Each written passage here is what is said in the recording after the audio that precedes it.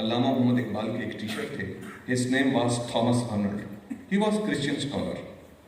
اس نے ایک اسلام کے اوپر کتاب لکھی ہے, دا پریچنگ آف اسلام. وہ کرسچن اسکالر یہ لکھتا ہے کہ پوری دنیا میں جو اسلام پرموٹ ہوا اس کی پہلی وجہ مسلمانوں کا ٹالرنس تھا, کہ مسلمان بہت زیادہ برداشت کی قوت اپنے میں رکھتے تھے, لوگوں کو ایکسیپٹ کرتے تھے. اور دوسری جو پاور تھی مسلمانوں کے پاس وہ معاشرتی انصاف کی پاور تھی. تو آج ہمیں چاہیے کہ ہم صبر کو, حوصلے کو اپنی زندگی میں جگہ دیں. اگر ہم حوصلہ نہیں کر رہے, غصہ کر رہے ہیں, تو ہمیں یہ پتہ ہونا چاہیے کہ ہم اپنی منزل سے دور ہوتے جا رہے ہیں اور اپنا مقصد ہم کھوتے جا رہے ہیں. قرآن پاک میں کہا گیا کہ جو ہائیلی سکسیسفل لوگ ہوتے ہیں دنیا میں وہ اپنے ایگریشن کو کنٹرول کرتے ہیں اور پیشنس کا مظاہرہ کرتے ہیں. والکاظمین الغیظ. ہمارے پروفٹ صلی اللہ علیہ وسلم نے کہا تھا کہ کبھی اس شخص کو پہلوان نہ سمجھو جو کشتی میں دوسرے کو پچھاڑتا ہے. پہلوان وہ ہے جو غصے کی حالت میں اپنے آپ کو کنٹرول کرتا ہے. یہ ایک انڈین جہاز کی تصویر میں نے لگائی ہے. 15 جنوری 1986 کو ایک انڈین ایئرلائن کا طیارہ 406 بمبئی ایئرپورٹ پہ 30 منٹ لیٹ ہو جاتا ہے. کیپٹن بھٹنا اس فلائٹ کو اڑا رہے ہوتے ہیں. آدھے گھنٹے بعد جب وہ جہاز اوپر اڑتا ہے تو پیسنجر میں سے ایک غصے والا شخص اٹھتا ہے اور جا کے کیپٹن بھٹنا کو مکہ مار دیتا ہے کہ آپ کی وجہ سے یہ جہاز 30 منٹ لیٹ ہوا ہے. کیپٹن بھٹنا گھبرا جاتے ہیں اور وہ جہاز کو واپس اتار دیتے ہیں اور اس شخص کو پولیس کے حوالے کر دیتے ہیں. تو اس شخص کا جو تھوڑا سا حوصلہ کھو دینا تھا اس کی وجہ سے وہ منزل سے بہت دور ہو گئے. تو ہمیں بھی زندگی میں اس چیز کا خیال رکھنا چاہیے.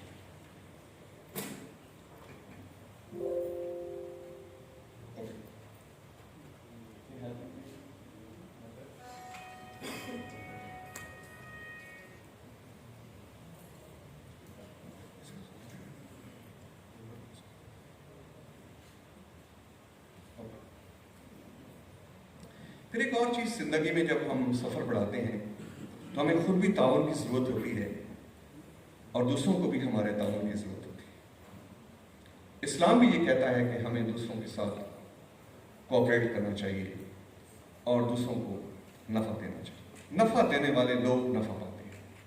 خیر الناس من ینفع الناس. جو نفع دے گا وہی باقی رہے گا. ایک بار اولمپکس میں معذور بچوں کی دوڑ تھی. تو جب معذور بچوں نے دوڑ لگانا شروع کی, آپ کو پتہ ہے کہ دوڑ میں ہر شخص کی خواہش ہوتی ہے کہ مجھے میڈل ملے. ہوتا یوں ہے کہ ایک بچہ, اور ان کی ٹانگیں مصنوعی تھی, وہ جو دوڑ میں حصہ لے رہے تھے ان کی مصنوعی ٹانگیں تھیں. تو ایک بچہ گر جاتا ہے. جو باقی معذور بچے دوڑ رہے تھے جب انہوں نے دیکھا کہ ہمارا ایک فیلو گر جاتا ہے وہ سارے رک جاتے ہیں اور اس معذور کو اٹھاتے ہیں, اس کا ہاتھ پکڑتے ہیں اور وہ سارے معذور لوگ پھر ایک ہی ساتھ منزل تک پہنچتے ہیں. تو آج اگر ہمارے معاشرے میں ہم ذہین ہیں یا بلیسڈ ہیں, اگر ہمارے معاشرے میں کوئی ایسے بہن بھائی ہیں یا ایسے اسٹوڈنٹس ہیں کلاس میں جو سلو لرنر ہیں, تو ہمیں ان کو پیچھے نہیں چھوڑنا بلکہ ایک ساتھ ہمیں منزل کی طرف بڑھنا ہے. یہ حدیث ہے کہ سب سے اچھا وہ ہے جو نفع دیتا ہے. یہ کچھ تصویریں ہیں, کسی نے کسی وقت میں درخت لگائے اور آج اس کے نیچے انسان بھی ہے, جانور بھی ہے, پرندہ بھی ہے, سب کچھ ہے. پھر ایک اور اہم چیز کہ ہم نے اچھا فیصلہ کرنا ہے اور بر وقت فیصلہ کرنا ہے اپنی زندگی میں. یہ American president John F Kennedy کی تصویریں میں نے شیئر کی ہیں. جان ایف کینیڈی ایک بار اپنے باغ میں گیا تو اس نے اپنے مالی سے کہا کہ یہ پودا لگاؤ. تو مالی نے کہا کہ سر یہ 100 سال لگ جائیں گے اس کو درخت بنتے, اس کو نہیں لگاتے. اس نے کہا اس کو پھر دیر نہ کرو, ابھی لگاؤ. جس نے اتنی دیر سے بڑا ہونا ہے تو آپ اس کو لگانے میں دیر نہ کریں. اور پھر बर वक्त اور حقائق کے مطابق ہم نے ڈیسیجن کرنا ہے. اگر باغ لگانا ہے تو صرف باغ کانفرنس کافی نہیں ہے، اس کے لیے ہمیں پراپر اسٹریٹجی بنانا پڑے گی اور آگے اس کا ایک وے فارورڈ ہمیں دینا ہوگا. یہ جب ہم معاشرے میں کام کرتے ہیں تو بعض اوقات ناموافق حالات ہوتے ہیں، حالات اچھے نہیں ہوتے. یہ میں نے ٹیکساس کے چاق و چوند لوگوں کی تصویر لگائی ہے. میں پڑھ رہا تھا ایک بک میں کہ امریکہ میں سب سے زیادہ متحرک اور چاق و چوبند لوگ ٹیکساس سے تعلق رکھتے ہیں. اس کی ایک اور ساتھ بات تھی کہ سب سے زیادہ سمندری طوفان بھی ٹیکساس میں آتے ہیں، کیونکہ طوفانوں کا خطرہ ہوتا ہے. تو وہ خطرات کی وجہ سے وہ لوگ کا ہونا یہ بعض اوقات قوموں کی تعمیر میں بڑا اہم رول پلے کرتا ہے. تو ہمارے جو اسٹوڈنٹس ہیں، ہم نے چیلنجنگ انوائرمنٹ کریٹ کرنا ہے اگر وہ انوائرمنٹ نہیں ہے. اب میں نے کچھ جنگل کی تصویریں لگائی ہیں. اب جنگل کے ناموافق حالات ہوتے ہیں، ہر وقت خطرات کا خطرہ ہوتا ہے کہ کوئی اٹیک کر دے گا. تو جنگل کے جتنے جنگل کے اندر رہنے والے پرندے ہوتے ہیں، جانور ہوتے ہیں، وہ بڑے وائبرنٹ ویجیلنٹ ہوتے ہیں اور ہر وقت خطرات کا مقابلہ کرنے کے لیے وہ تیار ہوتے ہیں. مگر اس کے مقابلے میں یہ جو آرٹیفیشل پارک ہوتے ہیں جس میں جانور رکھے جاتے ہیں، ان کو چونکہ خطرہ نہیں ہوتا تو ان کے اندر فریشنس، تحریک ان کے اندر نہیں ہوتی. تو یہ قوموں کے اوپر جو مشکل وقت آتے ہیں، مشکلیں انسان کو ہیرو بناتی ہیں. مشکلات قوموں کی رسپیکٹ میں اور بڑھاوے میں بڑا اہم کردار ادا کرتی ہیں. تو ہم نے بھی اپنے پیپر میں، کلاس میں، یونیورسٹی میں چیلنجنگ انوائرمنٹ فیملی میں پیدا کرنا ہے. میں ایک صاحب کے پاس گیا، چنے کی کٹائی کا موسم تھا. وہ بڑے اچھے کھاتے پیتے خوشحال فیملی کے سربراہ تھے. گرمی کا موسم، چنے کاٹے جا رہے ہیں اور اس کا بیٹا پنجاب یونیورسٹی میں پڑھتا تھا تو وہ چنے کاٹ رہا تھا. میں نے کہا سر آپ نے بچے کو چنوں پہ لگایا ہوا ہے. اس نے کہا کہ میں نے اس کی تربیت کے لیے لگایا کہ اس کو بھی پتہ چلے کہ لوگ گرمی میں فصل کاٹتے ہیں. ایک چیلنجنگ انوائرمنٹ ہونا چاہیے جس میں بچے سیکھ سکیں. پھر ہم کلاس میں بھی دیکھتے ہیں اور معاشرے میں بھی دیکھتے ہیں کہ بہت سارے طالب علم ان میں شائنس ہوتی ہے، شرمیلا پن ہوتا ہے. یہ گاندھی جی کی ایک بک ہے the story of my experiments with truth. Gandhi خود لکھتے ہیں کہ میں بچپن سے بہت شرمیلا تھا، بات کرتے ہوئے مجھے شرم آتی تھی. وہ کہتے ہیں کہ ایک بار میں جب بڑا ہوا، لاء کیا اور میں پہلا کیس ممبئی کی عدالت میں لڑنے گیا تو جج کے سامنے مجھ سے بولا نہیں گیا. میں بیٹھ گیا، کیس چھوڑ دیا اور واپس جس کا میں کیس لڑ رہا تھا اس کو فیس بھی واپس کر. تو اس طرح کے جو لوگ ہوتے ہیں وہ ذہین ہوتے ہیں، وہ سوچتے ہیں، الفاظ کا چناؤ کرتے ہیں، وہ تھنک کرتے ہیں. تو اگر ہماری کلاس میں، ہماری فیملی میں اور ہماری سوسائٹی میں اگر کوئی شرمیلے پن کا شکار ہے، شائنس ہے، تو ہم کبھی بھی اس کو غیر اہم نہ سمجھیں، بلکہ اس کے اندر ایک ایسی صلاحیت ہے جو کسی اور میں نہیں ہے. اور میں ایک برٹش رپورٹ پڑھ رہا تھا جس میں لکھا ہوا تھا ایک شرمیلے اور دوسرے سست لوگ ہوتے ہیں، لیٹ کمرس، کہ ان کو بھی اگنور نہ کیا کریں. ان کے اندر بھی وہ صلاحیتیں ہوتی ہیں جو اس وقت کام آتی ہیں جب باقی لوگ اپنی انرجی ضائع کر چکے ہوتے ہیں.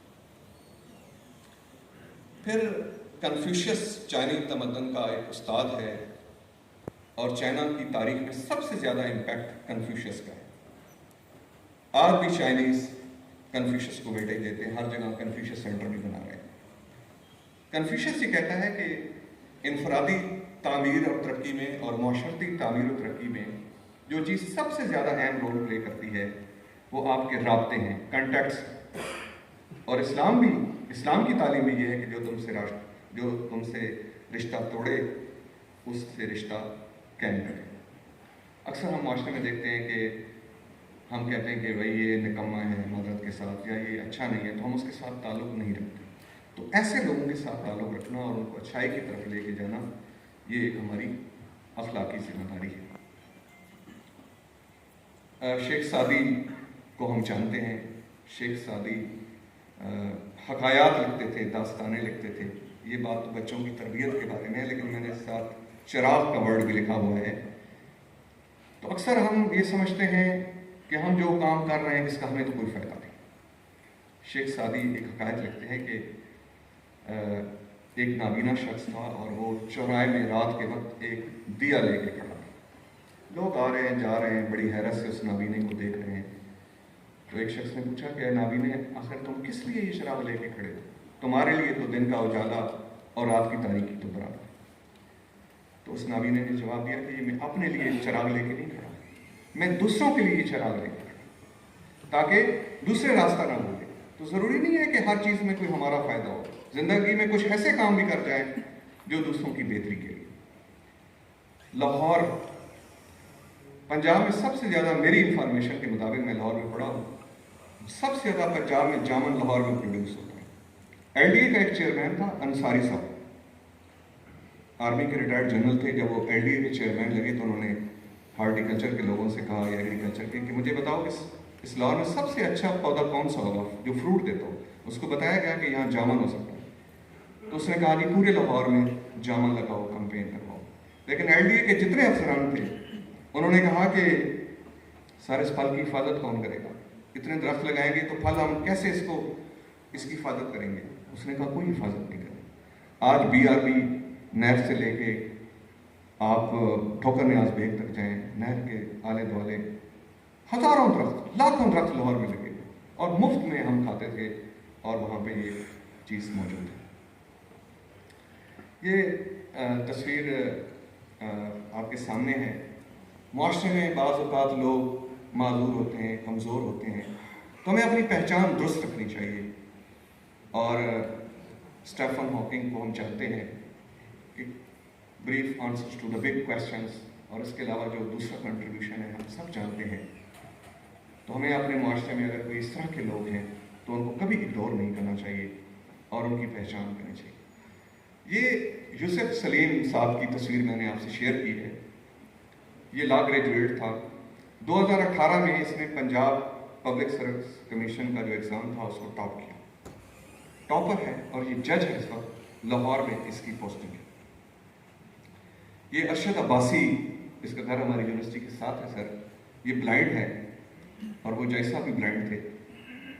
یہ انہوں نے 2012 میں سی ایس ایس میں اوپن میرٹ پہ 11ویں پوزیشن حاصل کی اور اس وقت فارن سروس میں رشیا کے اندر اس کی پوسٹنگ ہے. تو اگر اللہ پاک کوئی چیز لیتا ہے تو اللہ پاک اس سے دگنی کوئی چیز دیتا بھی ہے. تو ہماری یہ ذمہ داری ہے کہ ہم اپنے معاشرے میں کبھی بھی اس طرح کے لوگوں کو اگنور نہ کریں. ان کے اندر وہ صلاحیتیں ہیں جو ہمارے پاس موجود نہیں ہیں. شاکر شجاع آبادی جو ایک معذور غریب شخص، مگر ذہنی اعتبار سے میں یہ سمجھتا ہوں کہ اس وقت ملک کا سب سے امیر شخص. دکھ غیر دا شاکر نہیں لگتا، دکھ یار رہے تو دکھ لگتے. یہ ویسے ہی میں نے سلیکٹ کر لیا.